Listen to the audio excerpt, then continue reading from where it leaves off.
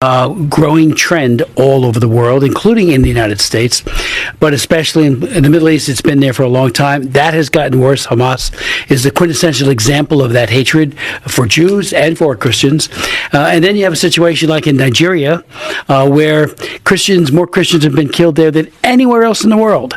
And you have a government in Nigeria that practices denial, a culture of denial. No, nothing to see here. They even hired DC.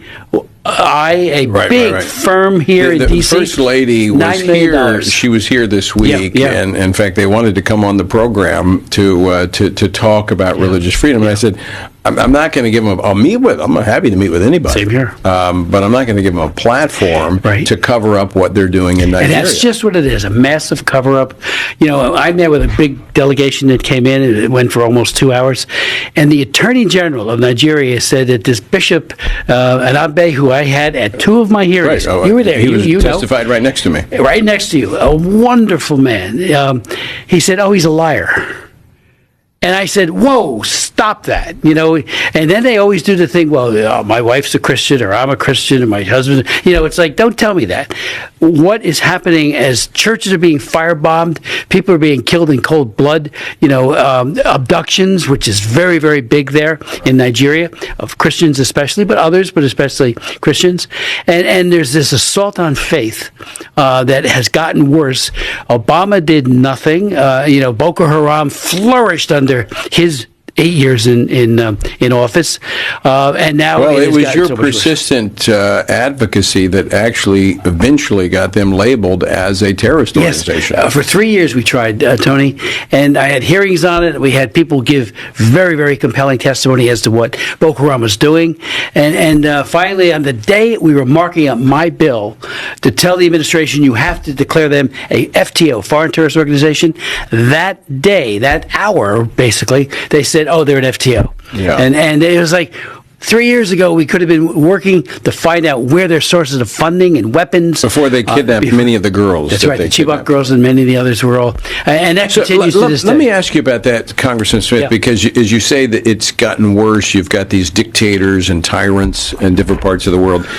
My experience when I was chairing the USERF Commission, going to different countries, is that many of these bad actors have seen what's happened in America over the last 2 decades, where we have gone from one administration that actually, like we have right now, that protects religious freedom, to one that doesn't care about religious freedom and promotes abortion and LGBTQ. And so they just want to wait out. So we're not having that persistent, consistent presence of influence on the world. Well, that's a very keen observation, because I have found that you even hear that from some of the diplomats when you talk to them. He'll be gone. Trump will be gone in 2 years.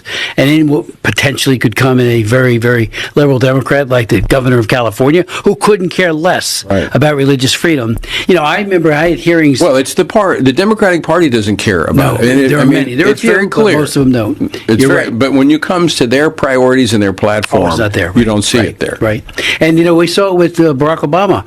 I would continually say, the International Religious Freedom Act, authored brilliantly by Frank Wolf, it says you must provide us with countries of particular concern, countries that are really doing bad things that could be sanctioned. And we wouldn't even get the list year in and year out. But that legislation also says that religious freedom will be a priority in our foreign policy. Exactly what it says. A core. Absolutely, it says that. And, it's been in effect since 1998. I'm happy to say that the Republicans have very faithfully administered it or carried it out. So the situation over time has gotten worse. Yeah. We see that we have aggressive action being taken by this administration. In fact, troops being sent to Nigeria. Yeah. Do you know what their role will be there? Well, in the past, there has been an attempt to try to train the Nigerian military in counterintelligence